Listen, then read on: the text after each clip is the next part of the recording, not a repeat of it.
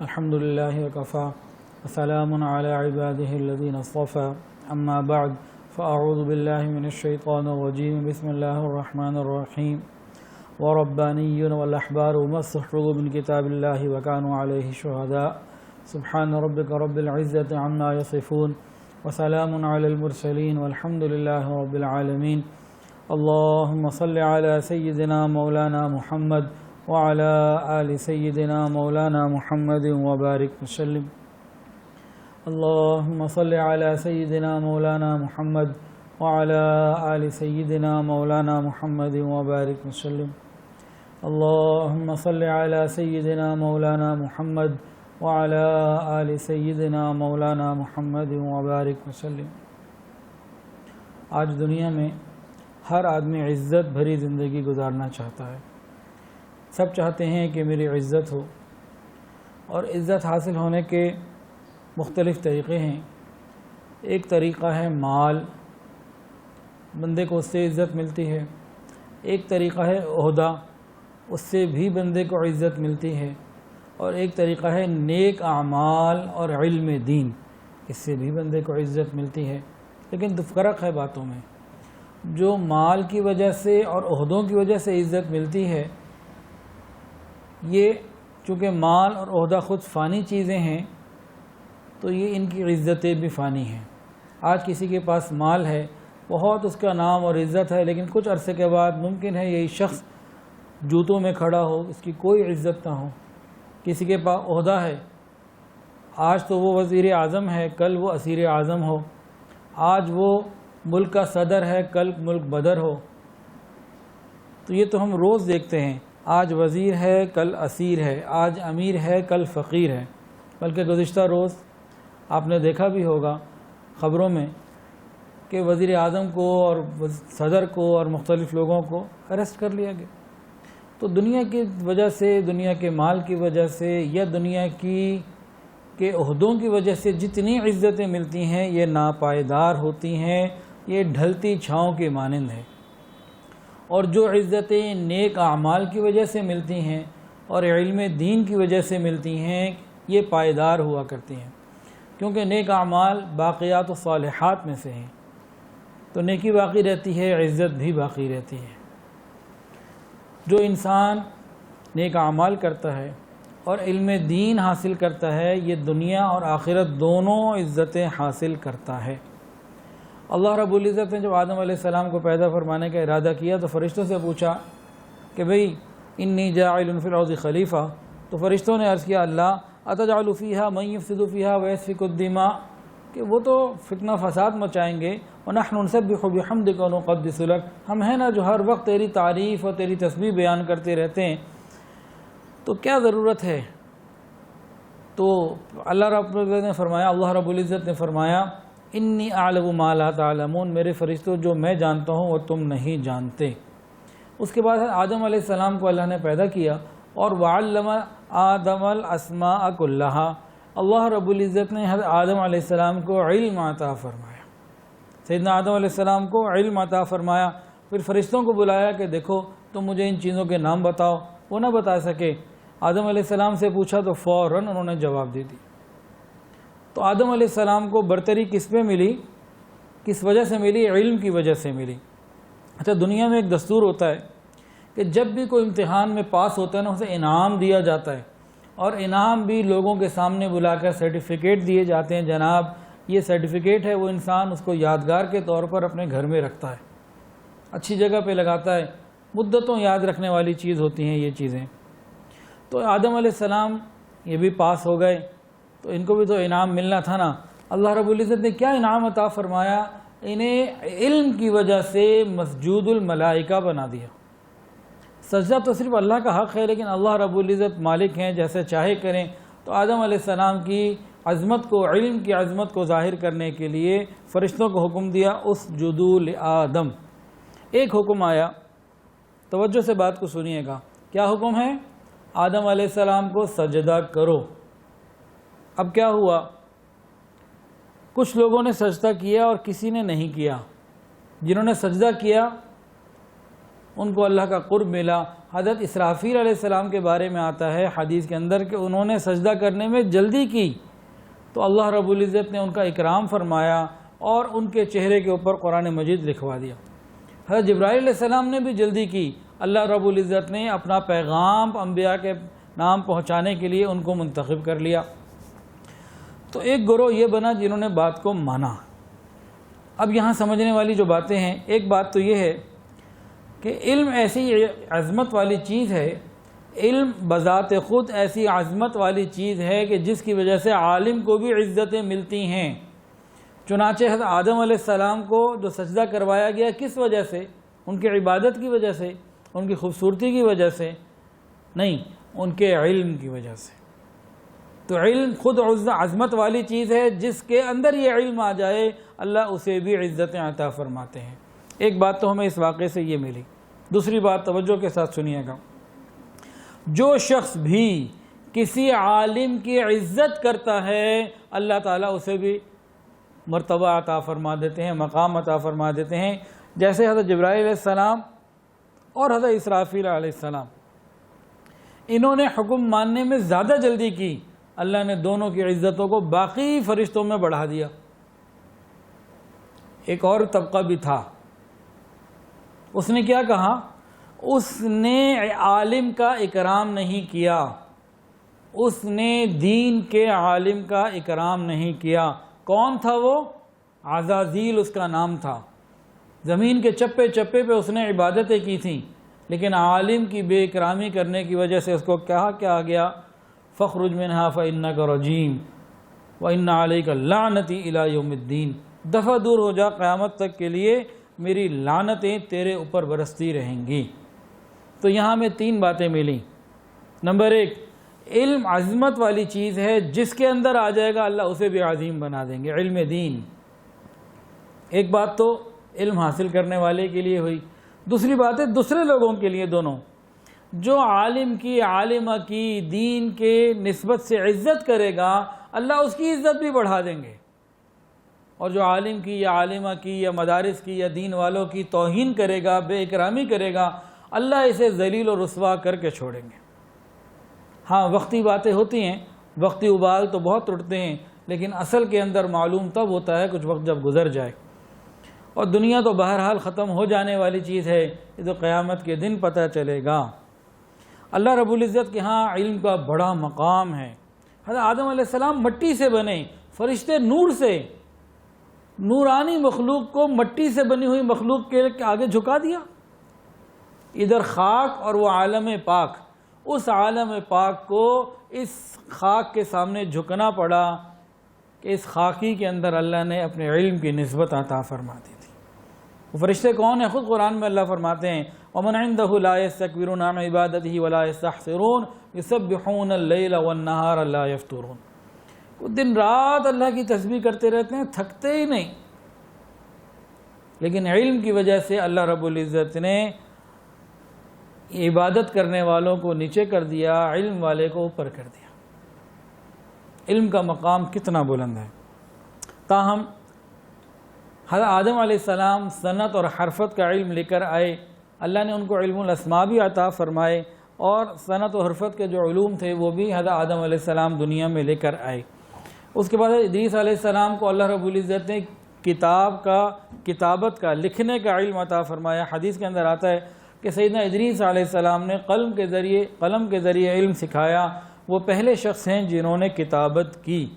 پہلے زبانی علم تو ہوتا تھا، ایک دوسرے کو سننا سنانا ہو گیا، لکھنے کا کام حضرت ادریس علیہ السلام کے ذریعے سے شروع ہوا۔ انہوں نے عبرانی اور سریانی زبانوں میں لکھا، اور بعض روایات میں ہے کہ شاید انہوں نے عربی زبان میں بھی لکھا۔ بہرحال اب علم کو ضبط پہ تحریر میں لانے کا سلسلہ شروع ہوا اور پتھروں پہ لکھا جاتا۔ پھر حضرت نوح علیہ السلام آئے۔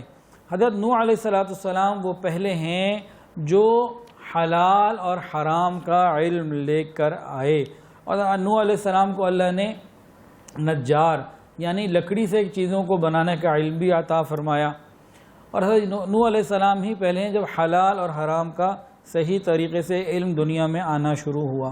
اس کی مثال ایسے جیسے جب بچہ پیدا ہوتا ہے نا، اس کو ویسے کوئی کپڑا اڑا دیتے ہیں، کوئی خاص جسم کی حیت کا نہیں بنا ہوتا، پھر آہستہ آہستہ جسم کی حیت کا بننا شروع ہوتا ہے، پھر جیسے جیسے بچہ بڑا ہوتا ہے پرانا جو ہے وہ اس کے کام کا نہیں رہتا، نئے بنتے رہتے ہیں، بڑھتے رہتے ہیں، بڑھتے رہتے ہیں، پھر عمر کی ایک اسٹیج ایسی آتی ہے کہ اس کے بعد کا بنا ہوا جوڑا ہمیشہ کام آتا ہے۔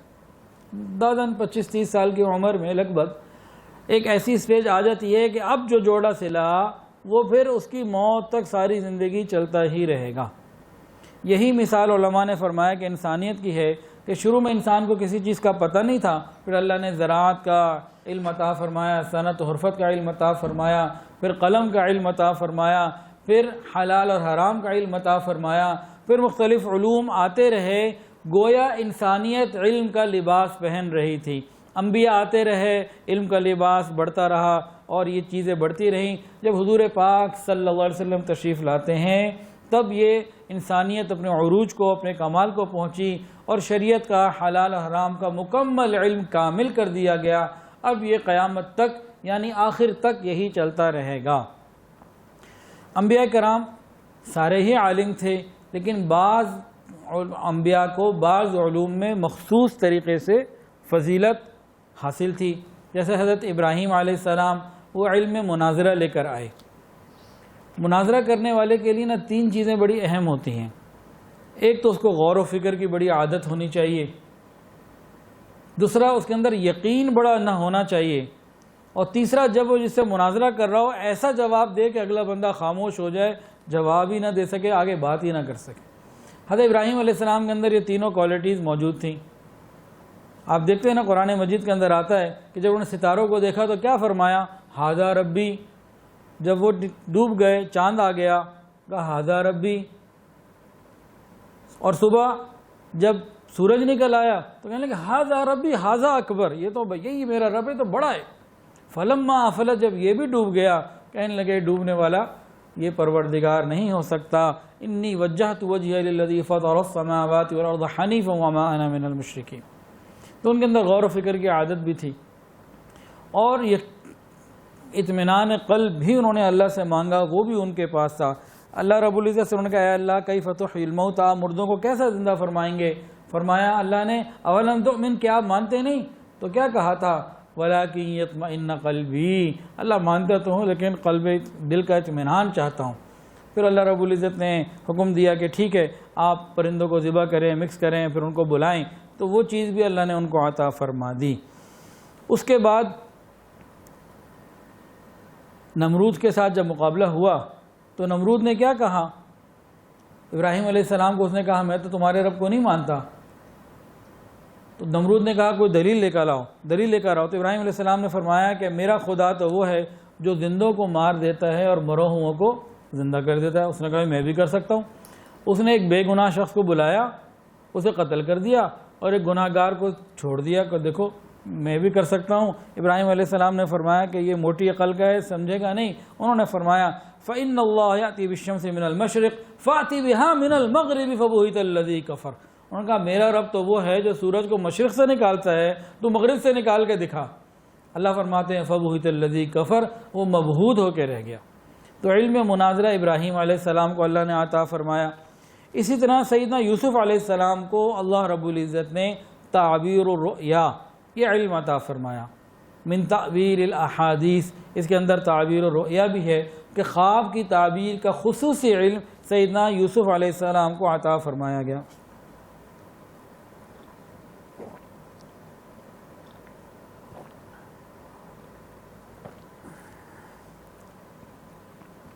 اچھا یہاں غور کیجئے، سیدنا یوسف علیہ السلام کو اللہ رب العزت نے 2 نعمتیں عطا فرمائی تھیں۔ ایک بہت خوبصورت تھے، حدیث کے اندر آتا ہے کہ میرے بھائی یوسف علیہ السلام سبیح تھے، اتنے خوبصورت تھے کہ جب مصر کی عورتوں نے دیکھا تو کیا کہنے لگیں؟ ما ھذا بشرا ان ھذا الا ملک کریم، یہ تو کوئی بندہ ہی معلوم نہیں ہوتا، انسان ہی نہیں لگتا، تو کوئی بہت مکرم فرشتے لگتے ہیں۔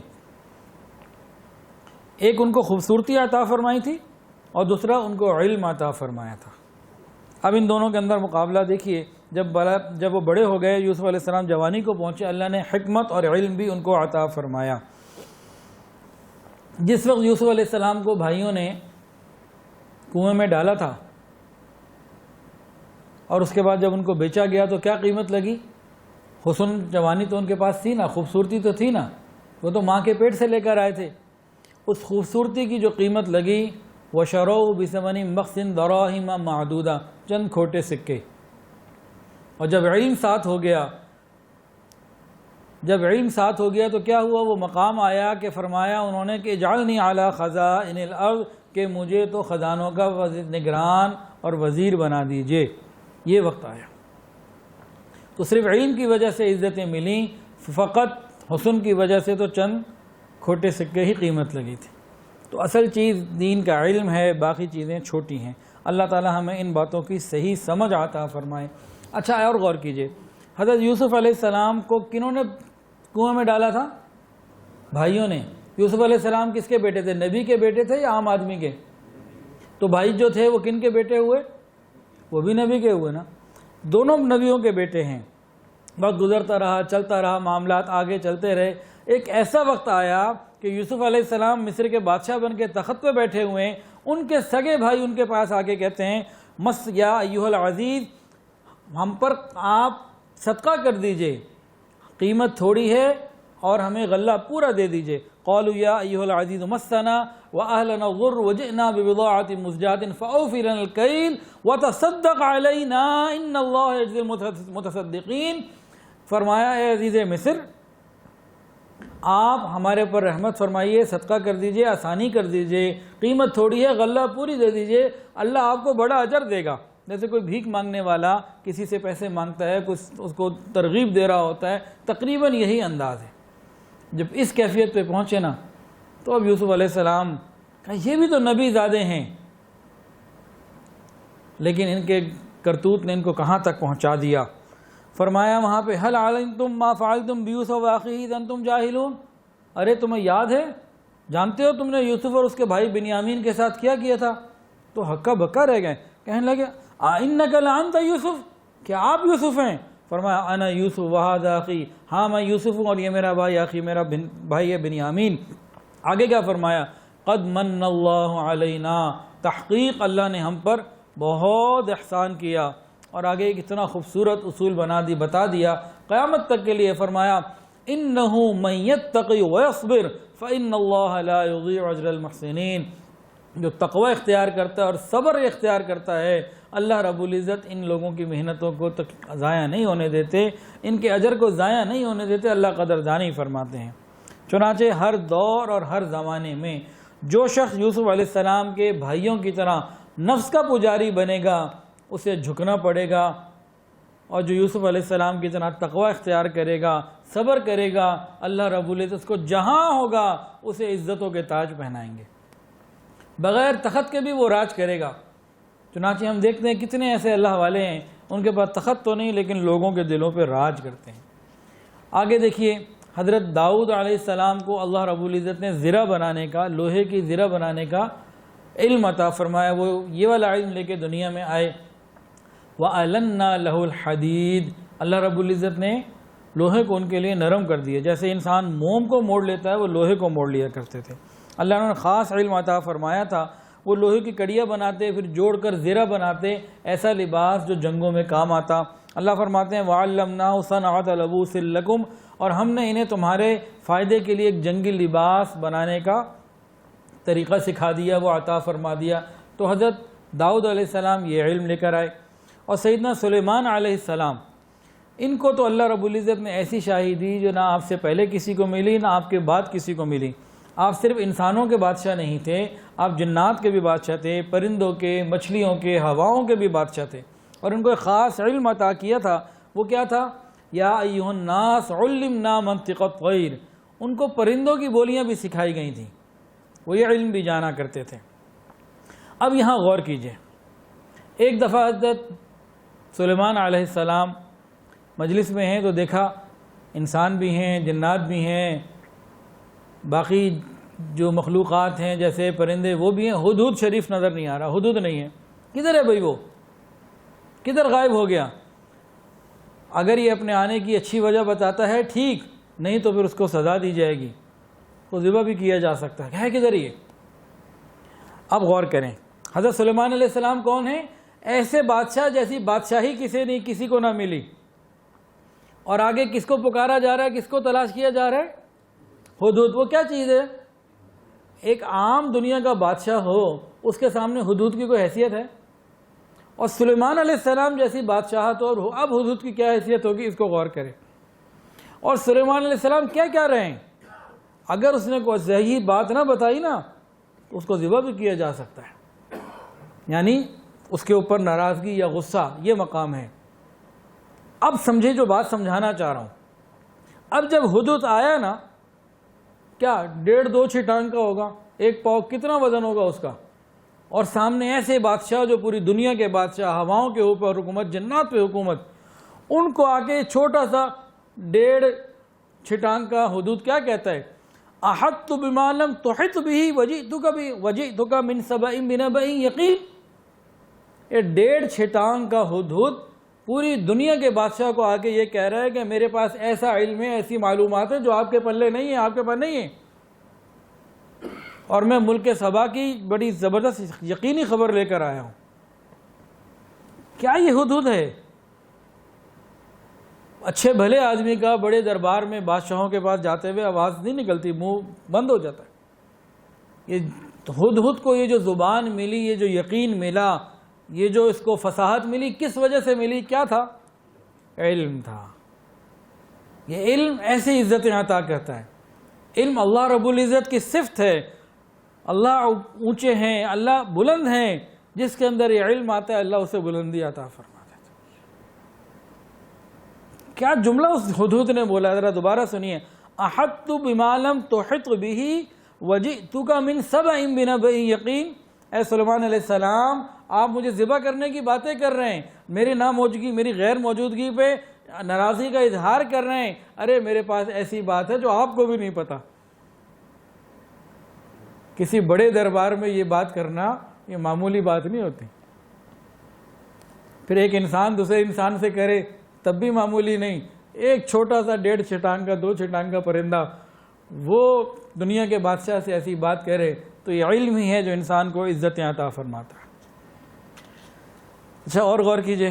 حضرت سلیمان علیہ السلام بیٹھے ہیں, ملکہ بلقیس نے آنا تھا, تو سلیمان علیہ السلام کا دل کیا کہ میں اس کا تخت اس کے آنے سے پہلے منگوا لوں.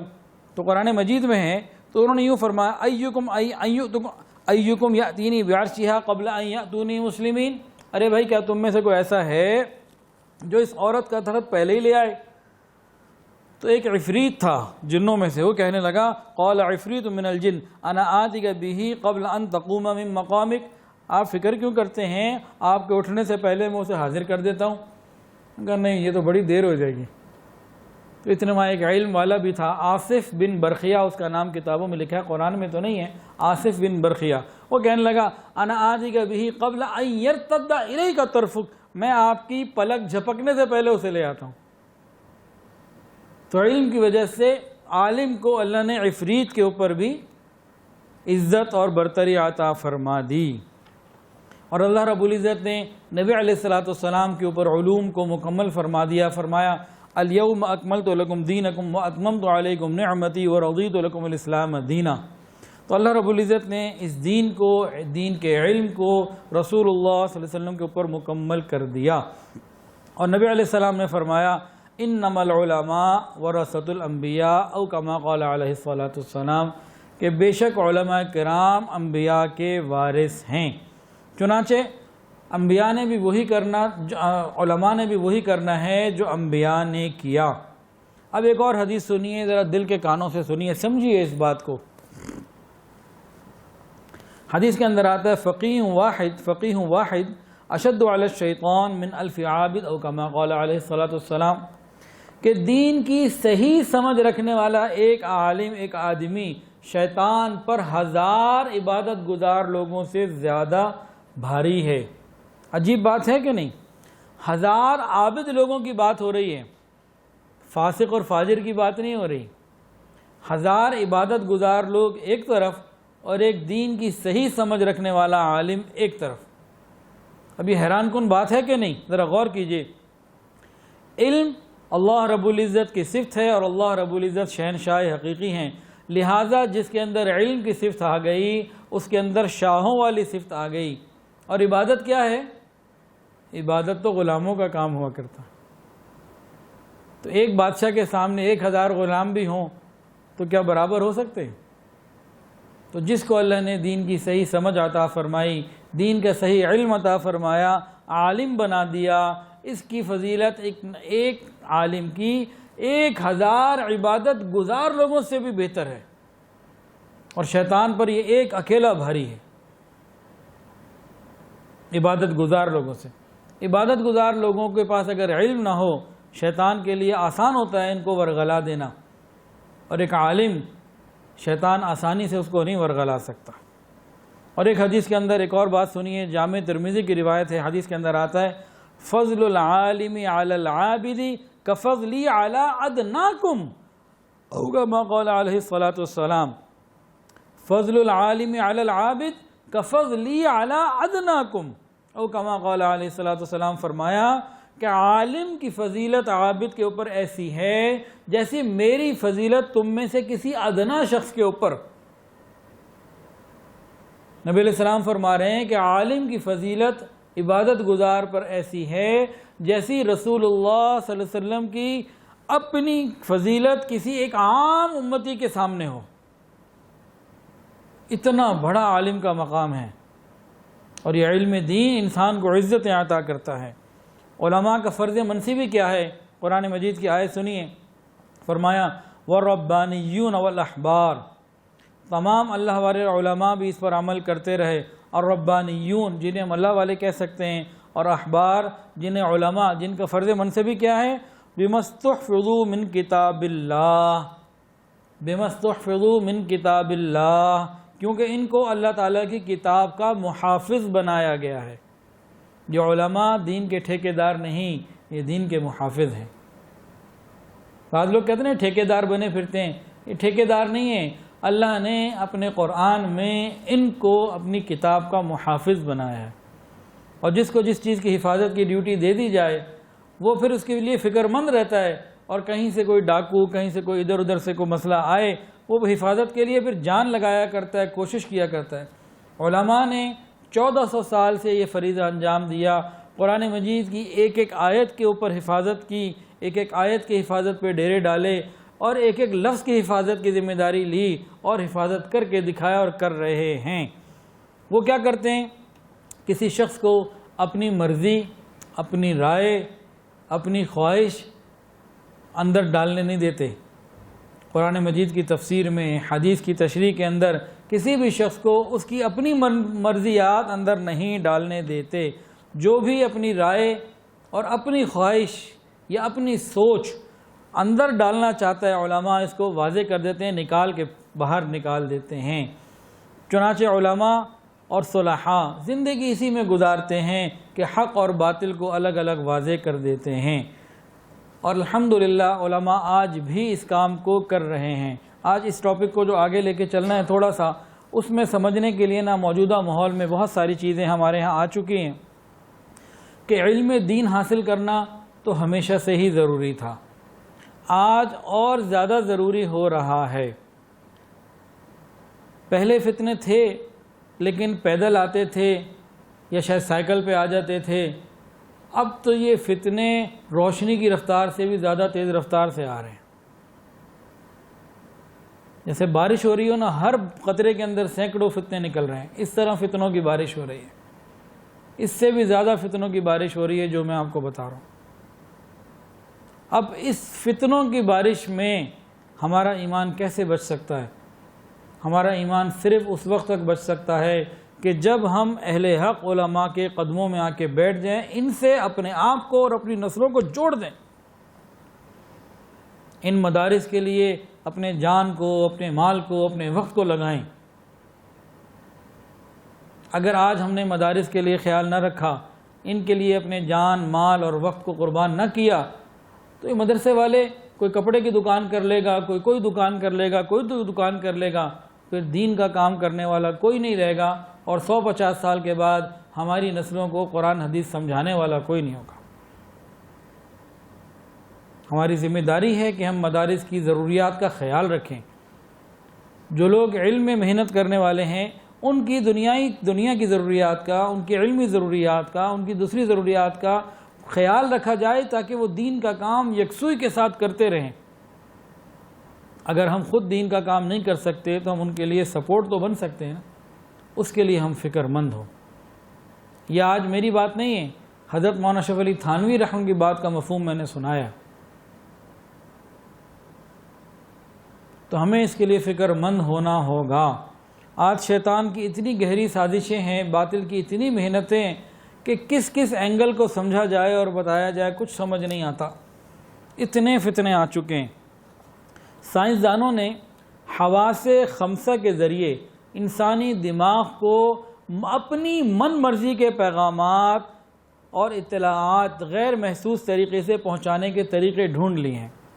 آج سائنسدانوں نے کیا کیا ہے، انسان کے حواس خمسہ کے ذریعے انسانی دماغ کو اپنی من مرضی کی اطلاعات، پیغامات، احکامات غیر محسوس طریقے سے انسانوں کے اندر اتارنے کا، پہنچانے کا طریقہ نکال لیے، بہت سارے طریقے نکال لیے۔ یہ بات میں تیسری دفعہ کرنے لگا ہوں، توجہ کے ساتھ سنیے گا۔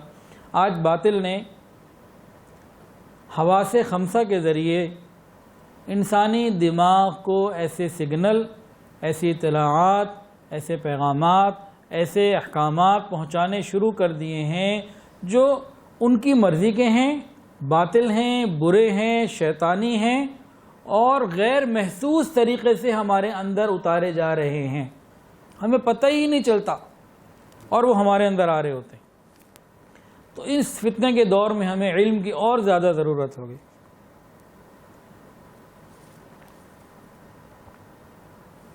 ایک طریقہ تو ان کا یہ ہے کہ موسیقی کے ساتھ یہ اشتہاروں کے ساتھ جب یہ میوزک اور موسیقی کو شامل کرتے ہیں تو بیک ٹریک میسیجنگ کے ذریعے اپنی من مرضی کی انفارمیشن انسان کے دماغ میں ڈالتے ہیں۔ جو اشتہار آتے ہیں، ایڈز آتے ہیں، ان کے اندر کیا ہے، موسیقی میں ایک پیغام جنگل، JINGLE جنگل، آپ انٹرنیٹ پہ اس کو سرچ کر سکتے ہیں، ان ساری باتوں کو وہ شامل کر دیا جاتا ہے۔ وہ کیا ہوتا ہے کہ وہ موسیقی کے ذریعے ہمارے دماغ میں جا کے کہیں اٹک جاتا ہے، اور جب تک انسان اس چیز کو خرید نہ لے، حاصل نہ کر لے، اس کے دل کو اطمینان ہی نہیں آتا۔ اس کی ایک عام سی مثال، ایک چھوٹا بچہ ہے، اس نے وہ اشتہار دیکھا، اس نے کہا ابا مجھے وہی لینا ہے، وہی چیز لینی ہے۔ ابو کہتے ہیں بیٹا میں تمہیں اس سے بہتر چیز دلواتا ہوں، تمہیں چپس چاہیے نا، یہ والا نہیں، وہ والی کمپنی کا زیادہ بہتر ہے۔ کہتے ہیں نہیں مجھے وہی لینا ہے۔ اب جیسے ہی وہ خریدتا ہے، ابھی کھایا بھی نہیں ہوتا، اس کا اطمینان ہو جاتا ہے، قلبی سکون اس کو مل جاتا ہے، ذہنی سکون اس کو مل جاتا ہے، وہ جو اندر چیز اٹک جاتی ہے نا وہ ریلیز ہو جاتی ہے۔ تو آج یہ اشتہار بازی نہیں، بیسیکلی یہ شکار بازی ہے، یہ شکار کیا جاتا ہے۔ تو موسیقی کے ذریعے غیر محسوس طریقے سے یہ لوگ اپنے پیغامات پہنچا رہے ہیں۔ حضرت جی نے ایک مرتبہ فرمایا، حضرت کی کتابوں میں، کتاب حیا اور پاک دامنی اور بھی مختلف کتابوں میں یہ واقعہ لکھا ہوا ہے کہ کسی ملک میں، یورپ کے کسی ملک میں کوئی دیندار حضرت کے جاننے والے تھے، وہ گئے PhD کرنے، اور اس کلاس میں 300 لوگ تھے۔ وہاں جو پروفیسر تھا اس نے میڈونا کا ایک گانا سنوایا، 300 لوگوں نے وہ گانا سنا۔ پھر گانا سنانے کے بعد پروفیسر نے سوال کیا، کیا آپ نے اس کے اندر کوئی خفیہ پیغام سنا ہے؟ تو 300 لوگوں نے انکار کر دیا کہ ہم نے اس میوزک میں، اس گانے میں کوئی خفیہ چیز نہیں سنی۔ یہ 300 لوگ کون تھے؟ جو PhD کرنے گئے تھے۔ PhD کرنے چھوٹے بچے تو نہیں گئے ہوں گے نا، پوری دنیا سے آئے ہوئے مختلف ملکوں کے پڑھے لکھے لوگ تھے۔ پورے لوگوں نے انکار کر دیا۔ اس کے بعد پروفیسر نے ٹیپ کی فریکوینسی کو کم کیا، حتیٰ کہ جب بہت کم ہو گیا، وہ سر اور تال ٹوٹ گئے، اب اندر سے وقفے سے پیغام آ رہا تھا، او اسٹین، اے شیطان، اے شیطان۔ اب وہ 300 لوگ حیران ہو گئے کہ یہ کیا ہے۔ پھر پروفیسر نے بتایا کہ حکومتیں اس طریقہ کار کو اپنے برے مقاصد میں استعمال کے لیے، برے مقاصد کو پورے کرنے کے لیے استعمال کر رہی ہیں۔ مثلا اگر رائے عامہ کو مسلمانوں کے خلاف کرنا ہے تو وہ میوزک جو مسلمان سن رہے ہیں جس علاقے میں، وہاں کے میوزک کے اندر اپنی مرضی کا پیغام وہ ڈال دیں گے۔ جیسے یورپ ہی کے اندر اس کے بہت سارے تجربات ہوئے۔ پہلے وہاں ہم جنس پرستی جو ہے وہ یہ لوگ خود نفرت کیا کرتے تھے اور ڈاکٹر منع کیا کرتے تھے. تو اس میوزیکل پیغامات کے ذریعے یہ پیغام بھیجے گئے کہ ہم جنس پرستی جائز ہے، اچھی ہے. کرتے کرتے میوزک سنتے سنتے آج پورا معاشرہ جو پہلے اس کے مخالف تھا آج اس کے حق میں ہو گیا. آج وہاں کوئی مخالفت میں بات کرے تو لڑنے کے لیے دوڑتے ہیں. اسی طرح جب انہوں نے تجربات کیے تو اپنی بہت ساری کلاسز کے اندر تجربات کیے کہ کسی ایک کلاس کے بچوں کو ایک میوزک سنایا، اس میں ایک پیغام انہوں نے ڈالا کل یور موم، اپنی ماں کو قتل کرو. کسی کے اندر کوئی پیغام، کسی کے اندر کوئی پیغام. ہر کلاس میں الگ الگ پیغامات انہوں نے ڈالے جو میوزک کے ذریعے غیر محسوس طریقے سے ان کے دماغ تک پہنچائے گئے. اور اس کے بعد انہوں نے ان کے رزلٹ حاصل کیے تو رزلٹ جو ہیں وہ ان کو اپنی مرضی کے مطابق مل گئے، جو وہ چاہتے تھے وہ حاصل کرتے چلے گئے. تو یہ میوزیکل انڈسٹری جو ہے یہ ہمیں اللہ سے دور کرنے کے لیے، علماء سے نفرت کے لیے اور پتہ نہیں کن کن کاموں کے لیے ہمارے اندر پتہ نہیں کیا کیا ڈالا جا رہا ہے. چنانچہ ہمیں چاہیے کہ ہم اپنی حفاظت کریں. میوزک کا سننا یہ غیر محسوس طریقے سے ہمیں دین سے دور کیا جا رہا ہے. جو حدیث کے اندر آتا ہے نا کہ میوزک سننے سے، موسیقی سننے سے انسان کے اندر زنا کی خواہش ایسے پیدا ہوتی ہے جیسے بنجر زمین میں پانی آ جائے نا تو وہ آباد ہونے لگتی ہے، سرسبز ہونے لگتی ہے. وہ اپنی جگہ ہے. آج سے کچھ عرصہ پہلے تک صرف ایک رونا تھا کہ میوزک سے بے حیائی آ رہی ہے. آج صرف بے حیائی نہیں آ رہی، بے دینی بھی آ رہی ہے. دین سے دور بھی کیا جا رہا ہے، ماں باپ سے دور کیا جا رہا ہے، فیملی سسٹم کو خراب کیا جا رہا ہے. جو وہ چاہتے ہیں وہ کر لیتے. انٹرنیٹ کے اوپر یہ تمام تفصیلات آپ کو ساری کی ساری مل جائیں گی. اس کے علاوہ جو کارٹون ہیں، یہ جو کارٹون ہیں ذرا غور کریں. سگا باپ جو اس کے لیے سارا دن محنت کرتا ہے، سگی ماں جو اس کا ہر کام کرتی ہے، یہ بچہ کارٹون دیکھ رہا ہو نا، ماں بولے بیٹا ایک گلاس پانی لے آؤ، یہ بچہ ٹس سے مس نہیں ہوتا. ماں بولے بیٹا اب رات کا وقت ہو گیا سو جاؤ، یہ بچہ ٹس سے مس نہیں ہوتا. اگر کوئی بچے کے اندر ذرا خیال ہو، ایک دفعہ وہ پانی لا کے دے دے، وہی ماں دوبارہ اسے پانی لانے کا بول دے، ابھی تو پلایا تھا آپ کو. ہم اپنے گھروں میں یہ چیزیں دیکھ رہے ہیں. جب یہ ویڈیو گیم ختم ہوتی ہے نا، آخر میں نام آتے ہیں بنانے والوں کے بھی مختلف قسم کے، اور اس کے علاوہ درجنوں یا اس سے بھی زیادہ نام ہوتے ہیں ان لوگوں کے جو نفسیات اور دماغی چیزوں کے ماہر ہوتے ہیں. سائیکالوجسٹ ہوتے ہیں، سائیکیٹرسٹ ہوتے ہیں. ان لوگوں کے بڑی سینکڑوں کے نام ہوتے، سینکڑوں لوگ اس کارٹون کو بناتے ہیں کہ کس طریقے سے ہم نے اس بچے کو ذہنی طور پر اپنا کرنا ہے. اور کارٹون کے جو برے اثرات آ چکے ہیں اس کی ایک مختلف سی بہت مختصر سی کہانی سن لیجئے. حضرت مولانا یوسف خان صاحب دامت برکاتہ استاد الحدیث جامعہ اشرفیہ، ان کے ایک عزیز کا انتقال ہو گیا. تعزیت کے لیے تشریف لے گئے. وہاں پہ ان سے ملاقات ہوئی، وہ آئے ملے تو رونے لگے. انہوں نے تسلی دی، بہت رونے لگے. جب ٹو مچ ہونے لگی نا تو انہوں نے فرمایا کہ دیکھو بھائی سب کے ساتھ ہوتا ہے، دنیا سے جانا ہے. تو وہ صاحب کہنے لگے حضرت میرے گھر میں میری بیوی کی موت سے بڑا حادثہ بھی ہو چکا ہے. تو مولانا یوسف خان صاحب فرماتے ہیں کہ جیسے ہی انہوں نے مجھے یہ کہا تو میں حیران ہوا، تو تجسس پیدا ہوا بھی کیا کہنا چاہتے ہیں. کہتے ہیں میں ان کو ایک سائٹ پہ لے گیا، میں نے کہا بھی بولو کیا کہہ رہے ہو. اور مولانا صاحب فرماتے ہیں کہ یہ نیک نمازی تہجد گزار آدمی، باشرہ آدمی تھے یہ. تو کہنے لگے، انہوں نے بتایا کہ حضرت میرا 5 سال کا بچہ ابھی میرے پاس آیا تھا، کہنے لگا کہ پاپا ماما کی چتا کو آگ کب لگائیں گے، ماما کی چتا کو آگ کب لگائیں گے. اب یہاں آپ لوگوں کو بھی پکڑ لیتے ہیں. یہ لفظ چتا آپ کو سمجھ میں آیا کہ نہیں آیا؟ کسی کی سمجھ میں آیا کہ نہیں؟ آ گیا نا؟ یا آپ نے قرآن میں پڑھا ہے، حدیث میں پڑھا ہے، کسی عالم کے بیان میں سنا؟ کہاں سنا ہے بتائے گا کوئی؟ میڈیا سے ہمیں ملا نا. اور چتا کسے کہتے ہیں یہ بھی ہمیں معلوم ہے. آج کے نوجوانوں سے یہ پوچھ لیا جائے مسلمانوں کا عقیدہ آخرت کیا ہے تو ہو سکتا ہے بہت سارے مسلمان نہ بتا سکیں. ہندوؤں کا عقیدہ آخرت ان کو پتہ ہے، جنم کیا ہوتا ہے اور چتا کیا ہوتا ہے. اور غور کیجئے، ایک صورت قرآن مجید کی سورہ فاتحہ الحمدللہ رب العالمین ہر نماز کی ہر رکعت میں پڑھی جاتی ہے اور دن میں کتنی مرتبہ، درجنوں مرتبہ پڑھی جاتی ہے روزانہ، ایسا ہی ہے نا؟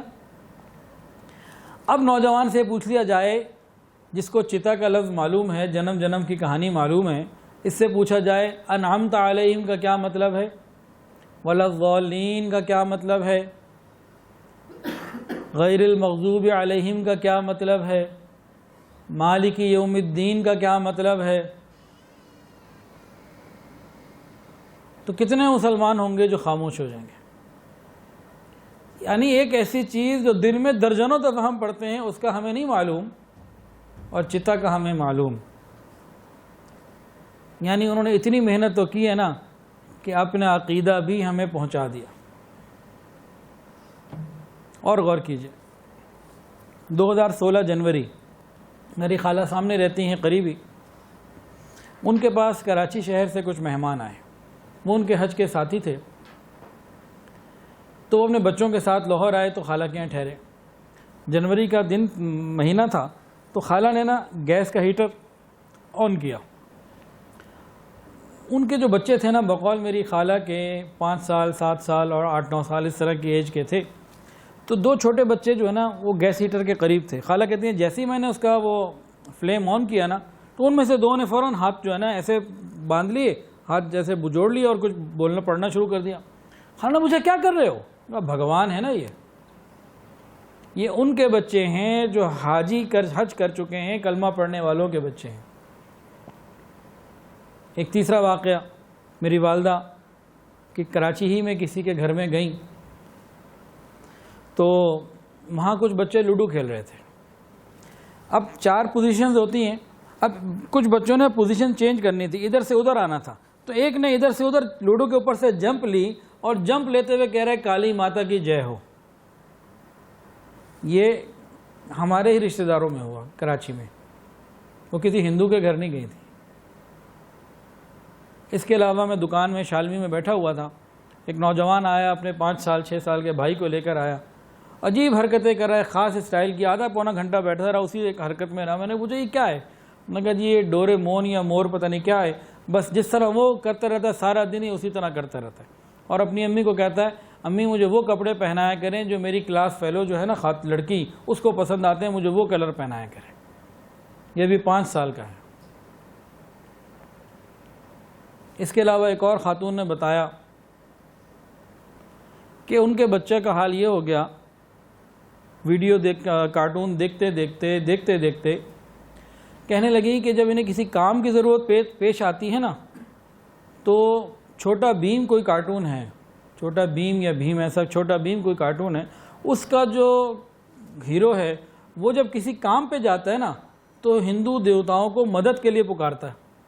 جیسے ہم کہتے ہیں نا یا اللہ مدد، اے اللہ مدد فرما، تو وہ ہندو دیوتاؤں کو مدد کے لیے پکارتا ہے. کہنے لگی کہ میرا بیٹا میرے گھر میں کوئی کام ہوتا ہے تو ہندو دیوتاؤں کو پکارنے لگتا ہے. گو وہ عبادت یا یقین کے ساتھ عقیدے کے ساتھ نہیں پکار رہا، زبان میں چڑھ گیا. یہ سب کیا ہے؟ اب ان تمام چیزوں کو دیکھتے ہوئے، اس طرح کی اور بہت ساری چیزوں کو دیکھتے ہوئے اب ہمارے لیے پہلے سے کہیں زیادہ ضروری ہے کہ ہم خود دین کا علم حاصل کریں، اپنی گھر کی مستورات کو دین کا علم دیں، اپنی بیویوں کو، بہنوں کو، ماؤں کو، بیٹیوں کو، ان کو مدارس بھیجیں، ان کو دین کا علم دیں تاکہ ہماری نسلوں کا ایمان محفوظ رہ سکے. ایک اور کام اور بھی ہو رہا ہے، کئی فتنے ہیں. کیا ہو رہا ہے؟ قرآن اور حدیث کی تعریفات کو تبدیل کیا جا رہا ہے، تشریحات تبدیل ہو رہی ہیں، اپنی من مرضی کے پیغامات دیے جا رہے ہیں. مثال کے طور پر حضور پاک صلی اللہ علیہ وسلم کا جو ہجرت کا واقعہ ہے، یہ بہت عظیم سنگ میل ہے، اسلامی تاریخ کا ایک عظیم واقعہ ہے، بہت بڑی قربانی ہے.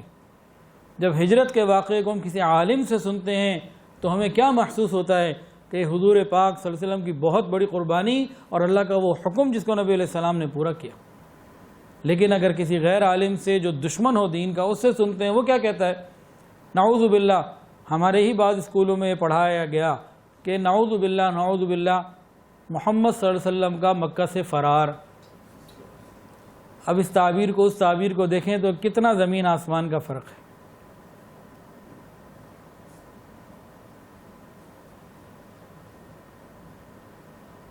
جنگ بدر میں صحابہ نے جان لگا دی. چھوٹے چھوٹے بچے تیار تھے کہ ہمیں لے کے جائیں. پھر یوں کہا جائے کہ جی 313 کے علاوہ کو تیار نہیں تھا. تعبیر بدل دی کہ نہیں؟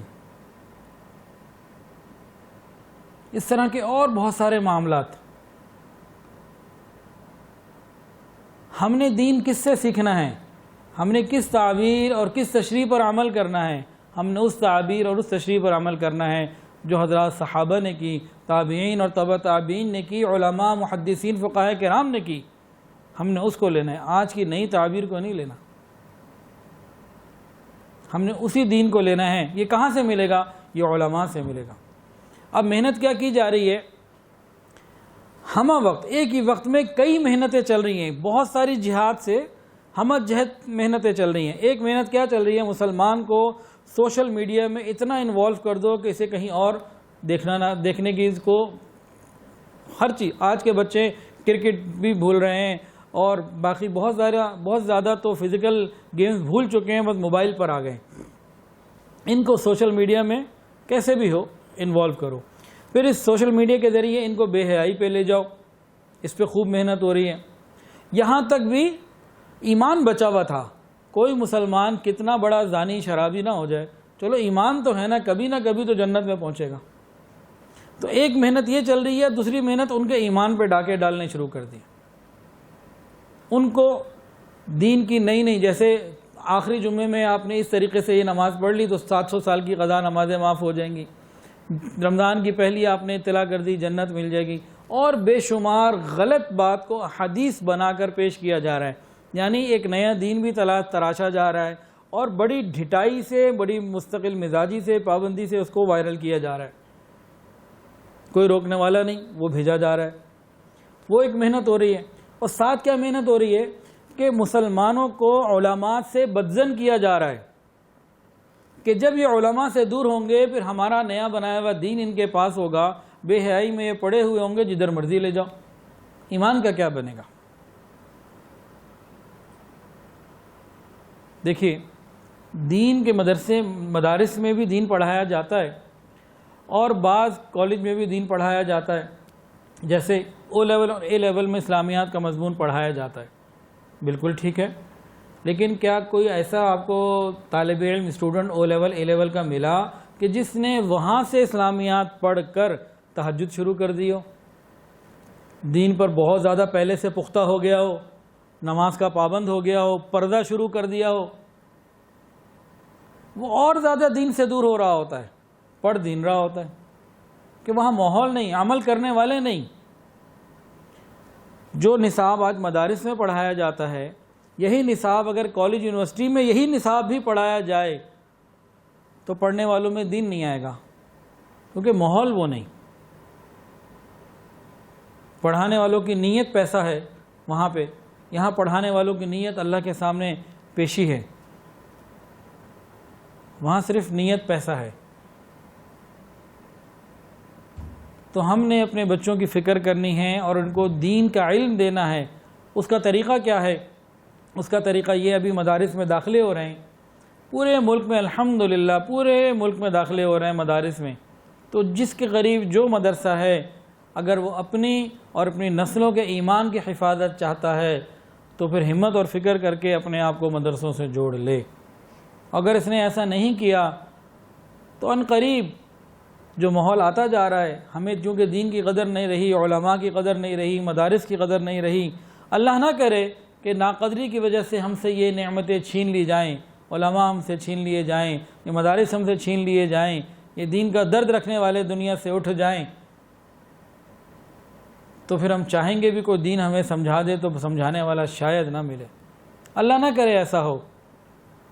لیکن اندلس کی مثال ہمارے سامنے ہے، سمرقند بخارا کی مثال ہمارے سامنے ہے، اور مثالیں دنیا میں کئی ملتی ہیں جہاں بڑے بڑے مدارس سے، صرف سمرقند اور بخارا میں ہی تقریباً 1 لاکھ کے قریب مدرسے تھے، آج کچھ بھی نہیں ہے وہاں پہ. آج ان کو دین پڑھنا، نماز پڑھنے کا بھی صحیح طریقہ نہیں، مساجد بھی نہیں.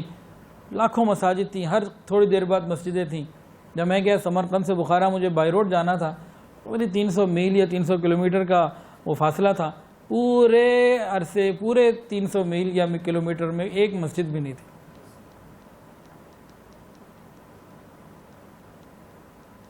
تو ایسا نہ ہو کہ ہمارے ساتھ بھی یہی فیصلہ ہو جائے، کیونکہ جو پروردگار نعمتیں دینا جانتے ہیں وہ نعمتیں لینا بھی جانتے ہیں. تو علماء نعمت ہیں، قدر کر لیجئے. مدارس نعمت ہیں، قدر کر لیجئے. یا اللہ والے نعمت ہیں، قدر کر لیجئے. قدردان لوگوں کے پاس یہ نعمتیں بڑھ جایا کرتی ہیں، ناقدروں سے پھر واپس لے لی جاتی ہیں. اور ہمارے ہاں الحمدللہ ادھر اس مین برانچ میں جامعہ رقیہ البنات ٹاؤن شپ جو برانچ ہے، اس میں بھی داخلے ہو رہے ہیں. مارننگ سیشن بھی ہے، ایوننگ سیشن بھی ہے. اور ہمارے یہاں تو داخلے کی شرائط بھی ایسی کوئی خاص نہیں، بس میٹرک پاس ہو، اللہ خیر صلی اللہ، شادی شدہ ہو، غیر شادی شدہ ہو، جوان ہو، بوڑھی ہو، سب کے داخلے ہو جاتے ہیں. ہمارے دل کی طلب اور تمنا یہ ہے، طلب یہ ہے کہ بھئی 3-4 گھنٹے کوئی مدرسے میں گزار لے، دین پڑھنے پڑھانے میں گزار لے، اور گھر جا کے زیادہ نہ بھی پڑھ سکے تب بھی کوئی بات نہیں. جو اپنی زندگی کا اتنا وقت روزانہ جب مدرسے کو دے دیتی ہے، اس کے پاس پھر فضولیات کے لیے وقت کم ہی بچتا ہے، انٹرنیٹ کے لیے وقت کم ہی بچتا ہے. پھر ضروریات اور گھر کے کام ہی رہ جاتے ہیں جن کو پورا کرنا ہوتا ہے. اور جو لوگ مدرسے نہیں بھیج رہے کہ جی یہ مدرسے جائیں گی تو گھر کے کام کیسے ہوں گے، تو بھئی 24 گھنٹے کوئی بھی عورت گھر کا کام نہیں کر سکتی، اس کو تھوڑا بہت وقت چاہیے ہوتا ہے. تو وہ وقت کہاں گزرتا ہے؟ یا گپوں میں گزرتا ہے، یا شاپنگ میں گزرتا ہے، یا بناؤ سنگھار میں گزرتا ہے، یا فیس بک کے ساتھ گزرتا ہے، سوشل میڈیا میں گزرتا ہے، یا کہیں بھی گزر جائے. تھوڑا بہت وقت ہر شخص کو چاہیے ہوتا ہے. وہ تھوڑا بہت وقت اگر وہ دین کو دے دے، لاجانی سے اپنے آپ کو بچا لے، تو بہت سارے گناہوں سے بچ جاتا ہے. اور گناہوں سے بچنے کے علاوہ سب سے بڑی بات ایمان کی حفاظت کی اہمیت پیدا ہو جاتی ہے. جب ایک عورت دین سیکھ لیتی ہے تو نسلوں کی حفاظت کی فکر پیدا ہو جاتی ہے. تو ہمارے یہاں الحمدللہ یہ مدارس میں، ہماری ساری برانچز میں، کراچی میں جو برانچز ہیں، گجرانوالہ میں ہے، لاہور میں، شاہدرہ میں، مغل پورہ میں، ٹاؤن شپ میں، اور شاہ جمال میں، ساری جگہ جو ہے وہ داخلے جاری ہیں. تو بھئی جس کے جو قریب پڑھتا ہو، بھئی ہمارے مدرسہ پڑھتا ہو یا کوئی مدرسہ پڑھتا ہو، داخلے لے کے دین کی فکر کرے. ابھی یہ موسم ہے داخلوں کا. اس کے علاوہ وہ طالبات جو گھر سے نکل کر مدرسے جا کر نہیں پڑھ سکتی، آن لائن پڑھ سکتی ہیں، تو چلیں آن لائن پڑھ لیں. آن لائن بھی الحمدللہ کافی سارے ادارے ہیں اور کام کر رہے ہیں ماشاءاللہ. ہمارا بھی ایک ادارہ ہے ابراہیم اکیڈمی کے نام سے. آن لائن میں 1 سال، 3 سال، 6 سال کے کورسز ہیں. تو بھئی جو نہیں جا سکتی وہ گھر بیٹھے پڑھ لیں. اصل فائدہ تو جا کر ہی ہوگا، قربانی وہی زیادہ ہے. لیکن جو نہیں جا پا رہا وہ آن لائن ہی پڑھ لے. کم از کم اور کچھ نہیں، یہ انٹرنیٹ اور سوشل میڈیا کا استعمال ہی صحیح ہو جائے گا. کچھ اور نہیں بھی آیا، وہ بہت ساری گناہوں کی ویب سائٹ سے بچ جائے گی، فیس بک کے غیر ضروری استعمال سے بچ جائے گی. کم سے کم کچھ وقت جو موبائل پہ انٹرنیٹ پہ گزارنا ہماری ہابی بن گیا ہے، اس کے بغیر ہمارا کام نہیں اب بن رہا، تو کم سے کم وہ وقت ہمارا خیر میں گزر جائے گا. تو اس کے لیے بھی فکر کرنے کی ضرورت ہے. ابھی داخلے ہو رہے ہیں. میری دعا ہے کہ اللہ تعالیٰ تمام مدارس کو پورے ملک میں جہاں ہیں، جن کے ہیں، جدھر ہیں، اللہ سب کے اندر بہترین داخلوں والا معاملہ مرحلہ پورا کروائے اور سب کے لیے آسانیاں پیدا فرمائے. اور آپ سب سے بھی درخواست ہے کہ بھئی جن کی تو مسورات پڑھ رہی ہیں الحمدللہ، جن کی نہیں پڑھ رہی ہیں بھئی وہ فکر مند ہو جائیں اور ان کو مدرسے میں بھیجیں اور تعلیم حاصل کرنے کے لیے. نہیں تو اتنے فتنے آ چکے ہیں، اگلی نسلوں میں ایمان کی حفاظت بہت مشکل.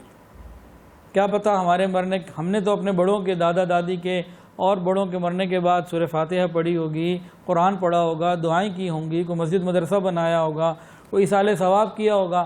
ایسا نہ ہو کہ آگے آنے والی ہماری نسلیں ہمارے مرنے پہ 1 منٹ کی خاموشی اختیار کریں یا کینڈل لائٹ جلائیں.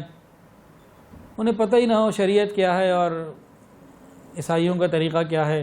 تو اللہ تعالیٰ سے دعا ہے اللہ تعالیٰ ہماری حفاظت فرمائے. تو داخلے جاری ہیں تو بھئی سب لوگ فکر کریں، انشاءاللہ اللہ تعالیٰ اپنی رحمت کا معاملہ فرمائیں گے. ایمان کی حفاظت کے لیے دین کا علم ضروری ہے، اور دین کا علم ہم نے علماء سے سیکھنا ہے. ان علماء سے کہ جن کی سند 1400 سال نبی علیہ الصلوۃ والسلام سے جڑی ہوئی ہے، جنہوں نے کسی عالم سے سیکھا، انہوں نے کسی سے سیکھا، انہوں نے ہر ایک پوری لڑی کے نام لکھے ہوئے ہیں، ایک ایک نام ہمارے پاس موجود ہے، ہم نے ان سے سیکھنا ہے۔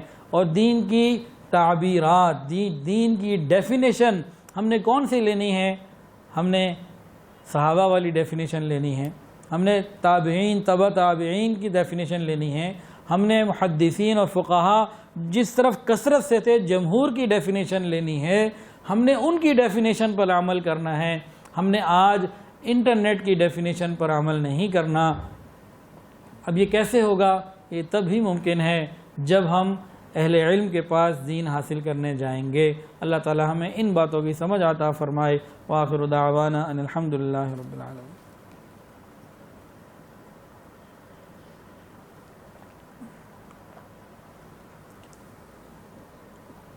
دعا کے لیے الحمدللہ رب العالمین وصلی اللہ علی النبی الامی الکریم۔